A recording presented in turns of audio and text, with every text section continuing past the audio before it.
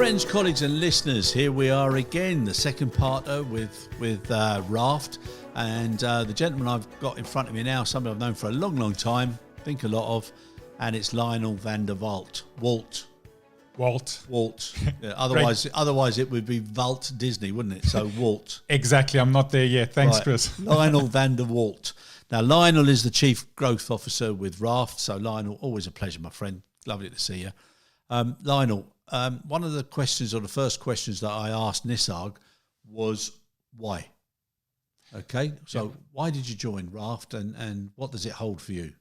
Well, you know my history, and coming out of Pay Cargo, where we had such a great success on the payment side, when I saw what Raft was developing, and I saw the team and the passion and the transformative nature of what could be achieved here, it just grabbed me, and I said I had to be part of this project. So I joined the team in October of last year. Really privileged to be there. We got some really dynamic people. We got James Coombs, who's the CEO, visionary. We got Nisarg, who you've now met. Yeah. I always joke about Nisarg, he's a CTO with a personality, because most of the technical people I met haven't always been that good on the commercial side. And Nisarg's actually really great with customers also. And then over and above that, we've got an incredible team. We've got Mark Ketchum, who heads up our sales side, who's another dynamic guy who's been in the industry for many years. So just that mixture of the tech, the people, the culture, and the problem we're solving, that I think is really going to be changing the industry. That really brought me into the company. Okay, brilliant. Now, one word in your title, growth. Yes. Okay, is it growing at the pace that you all wanted, or is it never? Are you seeing? No, never. It will never be growing as fast as I want it to grow. But it's because we're so ambitious. So, as a startup at where we are right now, we've just finished our Series B. Yep. We want to triple our revenue each year, never mind anything like a normal company would want to do, 20, 30, 40, 50% growth. Yep. So for us, it's growing rapidly, but I always want more. So always pushing the teams. And if you were to speak to Mark will tell you I'm never satisfied. And I think that's just the way we look at things as a company. And it's not only about our growth, but also about how we look at product and how we're serving our clients. Yep. We're never satisfied. We always want to do better, and we always want to see how can we pushing those boundaries to be able to serve the industry better. Right. So once you get in and you get close with a customer and you convince them of the benefit, and again, Nisarg was explaining, how and why. Once you do that, how much then does the customer start pushing challenges to you? And is that what really then makes the, really brings the growth? Yeah, absolutely. I think what's happened within Raft is the beauty of Raft is that it's evolved with feedback from customers. Yeah. So one of the things that Nisarg and the team are great at is taking all the feedback that we get in from our clients and then seeing how do we take that to improve what we're doing. So we've actually got an advisory board with a number of clients on there. So we're continuously staying in touch with them. But at the same time, each and every client we're working with is we obviously got certain product lines that are what we would call our fixed product lines. Yep. But each customer has got a different set of challenges that they're facing. Exactly. So what we do is we normally walk in, and one of the first things we do is sit there to really understand their business, understand their challenges, and then show them the art of the possible, right? What can this technology do to help them? Sometimes it's leading them down a path to think about things that they've never thought about because they've never really used AI or machine learning in their operations. But other times it's us listening to them and saying, oh, we haven't experienced this sort of layered integration before, or this unique way that you're processing your business. So taking that feedback then and taking it into the business, and it only then helps us to strengthen our product offering for others. Yeah, that must be such a rewarding situation to be in, because what little experience I've had, you think, my God, how can you get something so good, so quickly, that makes so much sense? And you think how much time certain things would take. Yep. And then you start thinking, or I would have thought you get quite a few people. Some are probably a little bit intimidated by it, or, this is too much. Yeah. But you're going to get one or two or a few people who are going to say, this is incredible. Now, what if we did this? What if we did this? And then that gives you the opportunity to grow, for want of a better word. That's one of our biggest challenges, because frankly speaking, what happens here is, we at the corporate level, we work with the CFOs, the CEO. We then sign a deal with them to come in and transform their business. And as soon as we start speaking with the people on the ground, the actual users, the first thing that happens is normally they go, but hold on a minute, can it do this? Yeah. It can do that. Yeah. Okay, but then we want this, we want X. Managing the scope of our projects with our clients can be quite tricky from that sense, because we have to then sort of keep everybody herded in with the confines of what we'd agreed to. But we're constantly taking that feedback and then thinking about, okay, can we add that in as something as a standard benefit for future times? Or it's just a change request that we're going to, a feature request that we'll do and we'll deliver within our roadmap. But it is something where we are seeing the whole time how people are bringing that innovation from their side also and helping us to steer us in a direction that we might not have thought about. Yep. And then they're getting something they thought was not possible. Exactly. I will add on the other side, I think one of the other biggest challenges we face is when we go into organizations is that a lot of the users, especially on the ground, who have never been exposed to things like AI and how AI can be used in the workplace, they struggle sometimes with that sort of change management perspective. I know you and Nasag spoke about this, right? That, there's a big resistance to change sometimes within our industry. I'm seeing that changing. I'm seeing a lot of users now being a lot more open. I think they're a lot more exposed. They're seeing a lot more, reading a lot more about some of these new technologies. But there certainly is a point and that you have to, or a road that you have to walk them down to say, this is what it can do. Open your eyes. This is how it can really benefit you. Get rid of those other fears that you guys talked about in the previous podcast about this is yet to replace my role or to challenge my role. Yeah. And once they get it, and once they start seeing the benefits, that's when that innovation and that openness comes, and that people really start working with us to improve what we're doing. Yeah, no, it's amazing. And I've always, since doing change programs way back with Lufthansa, and an acronym I always used to use was consider how anything new generates efficiency. So of the word change. And if it doesn't generate efficiency, then don't change. But this, what you're doing, really, really does, doesn't it? Absolutely. And I can give you some really tangible examples. I mean, if you look on the financial stream within our products and you look at accounts payable, one of the biggest challenges people had in the past was you've got a job costing owner, so somebody who's working in operations, who actually delivered the service, worked with the client to agree on what needs to be paid. They agree on a rate, right? And then it goes into the TMS somewhere. Then on the day when the invoice arrives, the invoice has got a different amount on it. The accounts payable person is sitting maybe in Ireland. The actual task was carried out in Australia. That accounts payable person hasn't got a clue who worked on this. So there's a discrepancy. Who do they go to internally in the organization? It gets very complex. They takes them sometimes minutes, sometimes hours, and sometimes days to find out who that is and then to start collaborating with them. With the AI and the tech that we're using right now, I mean, with the work streams we're building, as soon as that discrepancy is picked up, and it's alerted to the accounts payable person. Alongside that, we tell them who the job costing owner is, because we're pulling that information directly out of the TMS. Yeah. So we're short-circuiting that sort of time cycle that they lost in trying to find people internally. And then what's even more important here, which I think is also transformational, is we're moving away from companies needing to have email, needing to have Slack or any other corporate communication tools, because all of those interactions, all of the communications can now be done within one central platform, which means it can also be audited and everybody is timestamped. Everybody knows who did what, when, and it's visible. And now you can start reporting on that, right? And now you can start improving quality within operations, helping people to understand where things fell through the cracks, possibly or not. Yeah. And you're right, because the amount of discrepancies and do you pay part, do you pay all, what do you do, how long do you hold on to it for? I mean, that's so frustrating within the business. Absolutely. And if you think about accounts payable, use that same example again. So, normally what would happen, you'd get that invoice coming in, right? Accounts payable person takes the invoice, they look at it, they have to then go into the TMS, get that, first of all, pull the data off this paper document, then get it into a TMS and then discover, oh, but hold on a minute, there's a mismatch. There's something that needs to be a red flag that we need to address. But if it's fine, it can now go through the payment process and approvals. With our system, if you're using the tech, basically the document comes in, we pull the data out of the document through a work stream, it goes into the TMS, nobody even touches it, and if it matches, it goes through what we call straight-through processing, and it can go for a payment.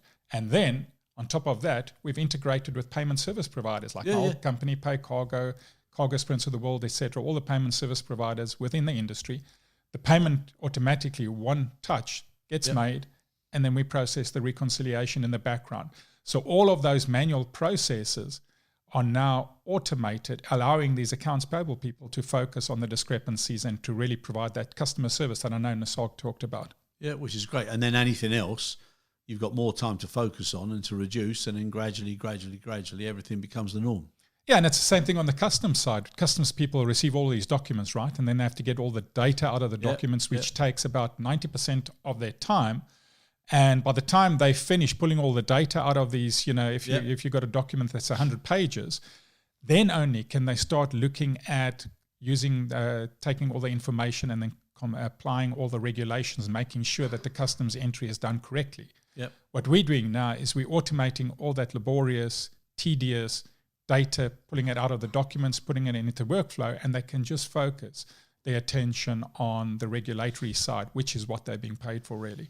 Exactly. So over the years, obviously, regulatory criteria and directives have influenced and mapped and changed the way everybody does it. Days gone by, like you said, you'd get a directive or you get some sort of instruction. Somebody has to analyse it. They have to then transfer it into what real language is. So away from the legal and the political jargon, how does this work operationally? Then what they normally do is they call a colleague up in the industry from another airline or whatever. They say, is this the way you understand it? Do you understand it this way? And then you've got the associations who sometimes try and help later rather than earlier, because they also want to make sure that the advice they're giving is pretty consistent with some of the market leaders. So now AI has got the capacity to wipe that out, hasn't it? Because it should be able to extract the most prominent areas that are necessary, convert it into a nice, simple instruction. I mean, that's how it would work in principle. Absolutely, yeah. And what it does, this transcends boundaries of language also, right? Yeah. So, for example, we're doing the same processes on the accounts payable or customs side with Chinese language documents. Yeah. So no matter what the format of the document is, the tech is so advanced, and by the way, it's not templates or anything like that where you just got a template and it's pulling the data from a certain field. Yeah. It's intelligent AI where it's basically no matter where the field is on the document, first of all, the tech can recognize what document. Is it a house bill? Is it a master bill? Yeah. Or a packing list. It can then pull out the relevant field no matter where it is on that document, and then take that data from that document and then switch it across into a format that you want. So if the date format is different in one country versus another country, US versus Europe, it can put it in the format that you want in your database. So very, very powerful, and it can take all of those processes that you mentioned there and automate that and then bring in the regulations. What we've done, which I think is a really, really smart way that Nasog and the team have gone about this, is our system is a configurable system, meaning that most of, call it, I don't want to say the regulatory fields, but anything that you want to follow in terms of a process can be configured within the system by your own people or by our customer service or customer success teams for you, which it means that we don't have to continuously go into development phases that take a lot of time for people to get that done. You can configure yourself for your unique situation. Okay, let me ask you a question now, and I apologise in advance if it's a bit of a dim question, but if you look at the authorities when they issue out these instructions, and they are complicated for obvious reasons, they've got a lot of legal issues and risk and everything else. So they're done that way for a reason. Then they hope that the users will extract the necessity areas out there and make it into a simple operation, and then they want that operation to fulfill the compliance issues of the original directive, right? So nice simple loop. With what you're doing, you're taking out a lot of that complexity and evaluation and do's and don'ts and should we, shouldn't we, and then you're coming up with something that should make sense. Okay, who validates it and who verifies that that's the correct understanding or appreciation? Well, because that's what concerns me, is if people assumed that what they were being told was the correct understanding, and the same authorities that issued the directive weren't the ones who validated that it was okay, but then somebody else needs to verify that it has the desired impact or effect. How does that get managed within the platform? Well, that's why we've developed our platform, and we use this terminology of human in the loop. Everything that we develop with that sort of philosophy, that there is going to be a human in the loop. And it could be on the custom side. Yeah. It could be on the accounts payable side. So where I mentioned the straight-through processing that can be done, there are companies that prefer, instead of the straight-through processing to happening, it goes into a loop where there's a set of hours that just goes and validates, and then not necessarily every single transaction, but they want to take a subset and just do an audit and make sure that everything is being managed in the way that's expected according to the regulations. Yeah. So yes, it's what we're trying to do here is we're using the technology, we're finding the inefficiencies within the loop. We're then addressing that, but continuously thinking about that you are going to need at certain points in time, that human intervention to be able to make the call, is this what we need or not? Yeah. So we're not at all trying to say that you must take all of the human interaction out. It's more about how do you enhance the process to make it more efficient, eliminate the errors that come from humans who are transposing numbers potentially or misreading regulations that you can now hard code or set in with these configurations in the process. But still, having that human in the loop to make sure that it's working correctly. Yeah, because I've been asked to look at some outcomes and see whether it's all practical. So it's a little bit like if you've got the circuit board and you've got to make one cut, is it the white, the orange, the green, the blue, the pink, the purple wire? And if it tells you to cut the purple one and it's the wrong one, if that sort of safeguard is there, which I would imagine is going to have to be looked into a lot more like strictly and under and each company could have a different set of rules that they want to apply within their business and how depending on their risk tolerance and how they want to manage it, right? Yeah, no, brilliant. That makes a lot of sense. Now, as far as the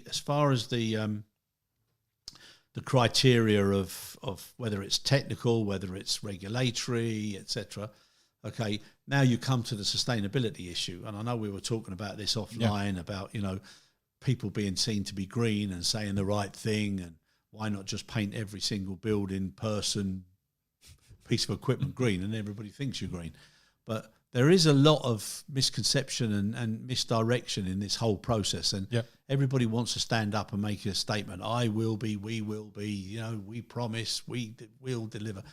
In most cases, it's not practical to be making that sort of a promise.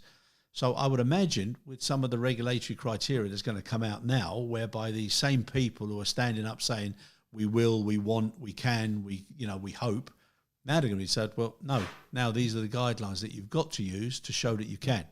Exactly. And all these people are going to be weeded out in time, and they're going to be held accountable for what they're saying. That's it. So, accountability, not just responsibility. Exactly. And what's happening right now is in the EU, you got the European Corporate Sustainability Reporting Directive that's come out. And basically, fundamentally, what they've done is they've taken the financial reporting that you have in Europe, where you basically, on an annual basis, you do your financials, then goes to your auditor, gets audited, and then it gets reported.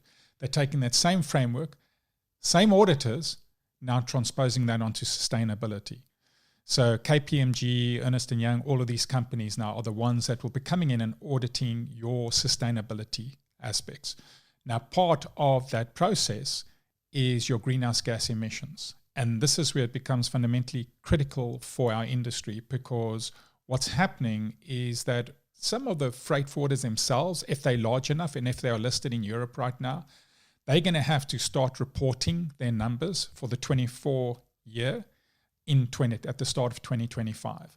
But more importantly, what's going to happen is if you as a freight forwarder are working with any shipper out there that's in the European Union who has to comply to these regulations, and you can be a freight forwarder in Australia, in the US, no matter where you are, you're going to be impacted, because what's going to happen is the freight forwarder has to comply, and it includes what they call scope 3 emissions, meaning anything up and down your supply chain. Where they're going to get the data. They can only get that and then from you as the freight forwarder. And what's happening now, if you think about the financial reporting side, it's the same thing. It has to be auditable. So they're going to hold you accountable as the freight forwarder and say, you have to provide this information to us in a certain format by a certain date so that we can include it in our financials. Now imagine if you're a freight forwarder, take it in the US, and you're working with multiple shippers in Europe. All of a sudden at once they hit you and they say, well, we need this data and we need it in this format. We need it by this timeline.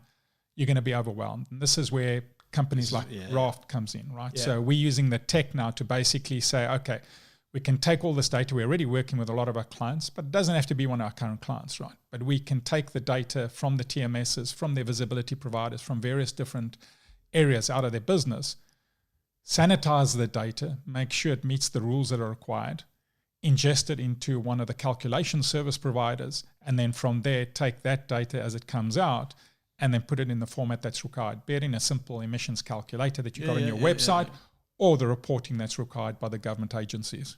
Which is great. So, you can also do a little health check on any organisation that wants to see where they are, where their shortfalls are. Exactly. And for me, there's two things, because it's one thing that you have to do this because you've been forced by your shipper clients, right? But I think this becomes a competitive advantage down the line because you as a forwarder, if you can show that you are a sustainable business and you truly are meeting certain standards, then that is a huge benefit for you. But then even further to that, if you've got all this data, now when you're doing a quote, you can start putting, this is on average what the emissions on this leg is, and start giving people a choice, right? When they're saying, I want to use this route or want to go down that route, or what are my different options? Which is happening in some of the other industries already. Exactly. Yeah. But in our industry, we've been a bit behind on that. So I think it's fundamentally going to change the game. What I just caution people about is this is a huge lift. It's a huge amount of work that's coming. Very few people are actively really, really paying attention to these regulations. The European regulations are out, starting 2024 to be reported in 2025. Yeah. The Securities and Exchange Commission in the US have, I think it was in March, they came out and said that they should have their regulations coming out in October this year. And it's going to be a very similar format and setup to what you've got in Europe. So it's going to hit us all around the globe. New Zealand's also looking at theirs. Japan's looking at theirs. So it's coming. People need to sit up and pay attention. And this is a board issue in my mind. It's something that's at the highest level because you're going to be held accountable to the same standards as your financial reporting. Yeah, and as the transparency of accountability becomes the norm, I would imagine at the front end, they're going to be making or giving directives we only want to use or we have to use or we prefer to use. And that's going to direct the forwarding community from the shipper's instructions so that the shipper has more influence upstream, because we both know once a shipper gives it to a forwarder and then you've got all the various tenders and all they lose complete control over everything. Yeah. And then as it gets worse and worse as it goes from shipper to forwarder to GHA to carrier using a GHA, and then all of a sudden it's all down on price. Yeah, and it can't be now in the future. It's a cascading effect, right? So whatever's going to happen at one point is going to cascade right across that industry, right there. So the other thing that's important here is it's not only about the shippers who are going to say, and they're already doing it. If you speak to forwarders out there, I'll tell you, shippers are already saying, can you meet the requirements that are coming? Because if you can't, I cannot do business with you. But now investors are also going to be turning around and saying, if you want money and you want to grow your business, do you meet these requirements? And now all of a sudden we've got standardized information. That's one of the purposes for these new regulations, is that you're going to have standardized reporting. So now you can compare one forwarder to another forwarder, and when investors are looking, they're going to say, okay, this one is somebody who's really paying attention and really, really delivering on sustainability versus somebody else. This is where the money's going. Yeah, shareholders, employees, if they all start to take it seriously, and when you look at the things that are going on around the world in the news, people have to now as people. So then they'll choose who they work for because, who they invest in because, and those becauses have to be something that makes sense. So if you can simplify that, or as you say, seamlessly scale by leveraging intelligent automation. Beautiful set of words. Exactly. Now, one last thing that I also want to touch on, which touches on the sustainability aspect, is the next generation. Yep. The next generation out there are really focused on people, planet, profit, sustainability in general. So they're going to be looking at this and taking it seriously when they're thinking about who am I working for, who am I going to do business with, and they're the future leaders. But what excites me also about Raft is the new tech that we're bringing into the industry. I think the new tech is going to enable us to also attract new tech, new talent into the industry. Where now, instead of having people doing manual tasks, and they're starting to use technology in their day-to-day work, which is AI, ML, etc. And it's not just what we're doing, it's robotics in warehouses, etc. If you're looking at the ground handling side, it's automated vehicles. I think that's going to solve one of the issues that we've had for the longest time and talked about, is not bringing in new blood into the industry. Yeah. And what Nisarg said at the beginning, he said, our industry, which it is quite boring. Well, there's no better industry to start to put a bit of life into than a boring one. And if you can do that, like you said, you're going to bring a lot of talent in, because there's so many opportunities to make those changes. Exactly. Yeah. No. So I'm very optimistic. I'm excited. I know we're sitting in a very tough environment today. I think COVID drove a lot of the technological change that we've seen. Oh yeah. I think decades. I think the pressure that we're seeing now in the industry to perform because the numbers are down is also driving, and then that's why, thank goodness for us, we're doing so well, is because we can really help our partners to overcome many of those challenges they're facing. But I think there's a bright future ahead for the industry, where people are really starting to take these technologies seriously, and collaboration. I'm seeing more and more people willing to work with each other. To make the industry successful. And I'm sure one of the exercises you've got is a return on investment calculation or estimate, which is what everybody wants to see. Exactly. When we go and we speak with our clients, one of the first things we have is, we do the discovery that I mentioned with them. Yeah. We get all the relevant details from them. So when we put a proposal in front of them, that proposal very clearly shows them the return on investment. And it's real hard numbers based on their details. Yep. And that sells it immediately. Yep. And once again, one of our biggest problems is, you go into a client and you start talking about doing something with accounts payable as an entry point to one of our products. But that touches on the operations people, and the operations people yell about the technology, and they're going, but hold on a minute, we also want part of this because this can help us in different areas. Yeah. So the whole thing just sort of expands out. So our challenge from that aspect is just to make sure that we can regulate and control the flow of an amount of work that we're getting in to be able to deliver still really high-level customer outcomes. Brilliant. I think it's exciting times. Lionel, thank you so much. Really appreciate it. We wish you all the success in the world, and hopefully that world will be a much better place as a result. So awesome. Thanks, Chris. Wishing you and Raft great success. Thank you. Thank you. Great being here. Cheers.